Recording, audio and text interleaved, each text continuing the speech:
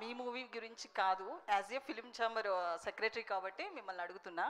So ఈ film ఇండస్ట్రీలో ఎప్పుడూ కూడా ఒక పెద్ద సినిమా వస్తున్నప్పుడు ఎవరైతే బడా హీరోలు ఉంటారో వాళ్ళకే కొమ్ము కాయడం అనేది జరుగుతుంది. అది ఈ మూవీకి కూడా ప్రూవ్ అయిందని కొంతమంది మాట్లాడుతున్నారు. అంటే December 12న ఒక 16 సినిమాలు, చిన్న సినిమాలు రిలీజ్ అవ్వాల్సి ఉంది మీ సినిమాతో సహా. కానీ తాండవం అంటే ఈ మూవీ ఏదైతే ఉందో అఖండ 2, ఆ ఎఫెక్ట్ అనేది 16 సినిమాల మీద పడింది. సో యాజ్ యూజువల్ ఇండస్ట్రీకి సంబంధించిన వాళ్ళందరూ కూడా ఆ సినిమా బతకాలనే చూశారు, కానీ ఈ 16 సినిమాల ఎఫెక్ట్ అనేది పట్టించుకోలేదు. సో వాళ్ళయ్యే కొన్ని 100 కోట్లు పెడితే వీళ్ళ స్థాయిలో పెట్టారు. బట్ ఎప్పుడు కూడా చిన్న సినిమాలకి ఎప్పుడు కూడా ఒక సపోర్ట్ అనేది దొరకదు అనేది మరోసారి ప్రూవ్ అయింది అనేది సోషల్ మీడియాలో కనిపిస్తుంది. సో దీనికి ఏమంటారు సార్ మీరు? అంటే ఏ రకమైన సపోర్ట్ అంటే ఒకటి ఏంటంటే అది వ్యాపారమే సరే, వాళ్ళు అన్నట్టు పెద్ద హీరోలు అది వ్యాపారం. అట్ ద సేమ్ టైం 2 కోట్లు పెట్టించినా 3 అయినా 10 అయినా 5 అయినా ఇది వ్యాపారమే. Is 100% what you said is 100% right and agreeable on it. కానీ ఒక పెద్ద సినిమా వస్తుందంటే కనుక జనంలో ఉన్న వాట్ ఎవర్ అది చూడాలన్న ఉత్సాహత కానీ ఇది కానీ చాలా ఎక్కువ ఉంటుంది. వాళ్ళకున్న ఫ్యాన్స్ బేస్ కానీ ఇది కానీ అది కానీ. జరిగింది ఏదో అన్ఫార్చునేట్గా జరిగింది అది. And they should, the producers should know better why it happened and all that. ఇప్పుడు నేను అన్నా కదా 25th రిలీజ్ చేద్దాం అనుకుంటే 12th వచ్చాను నేను. నౌ ఐఎమ్ గోయింగ్ మేము ఎంత జోవియల్గా మాట్లాడినా కానీ it's a burden, right? Definitely a burden. నేను ఆ 25th ఆగి ఉంటే కనుక నేను దాని ప్రకారం ప్లాన్ చేసుకునేవాడిని. 12th కాబట్టి మూవ్ అవ్వాల్సి వస్తుంది. సో అట్లా నువ్వు అంటున్న 10 సినిమాలకి ఉంటుంది. కానీ there is nothing much we can do అమ్మా. ఈ ఇండస్ట్రీలో ఎవరికి వాళ్ళే what we call their business and their this thing, that's how it is. It's been for past for so many few years now. So అంతేగాని దానికి మనం solution అంటావా? Solution చాలా మాట్లాడుకుంటాం మా ఛాంబర్లో, 100 సొల్యూషన్లు మాట్లాడతాం.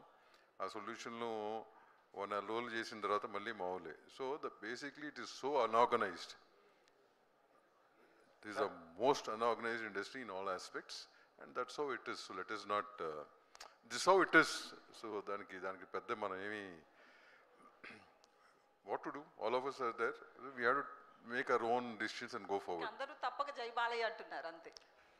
జై బాలయ్య ఆయన్ని జై బాలయ్య కదా మరి. Hebah I will make it very simple. మీరు అడిగిన క్వశ్చన్, హైవే మీద వెళ్తున్నాం, మనం చిన్న కారు వేసుకుని వెళ్తున్నాం, వెనకాల ఒక పెద్ద లారీ వచ్చి హార్న్ కొట్టింది, ఏం చేస్తాం? సైడ్ తప్పుకోవాలి.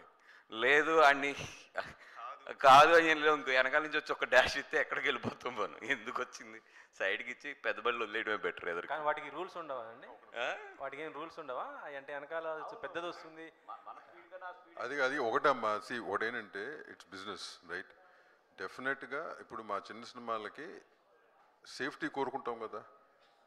అది ఏ రీజన్స్ మనం మర్చిపడినా కానీ మళ్ళీ మా సేఫ్టీ మేము కోరుకుని మేము చూసుకోవాలి. So we have to go on that line అంతే. దాని గురించి అనవసరంగా we cannot say anything to anybody.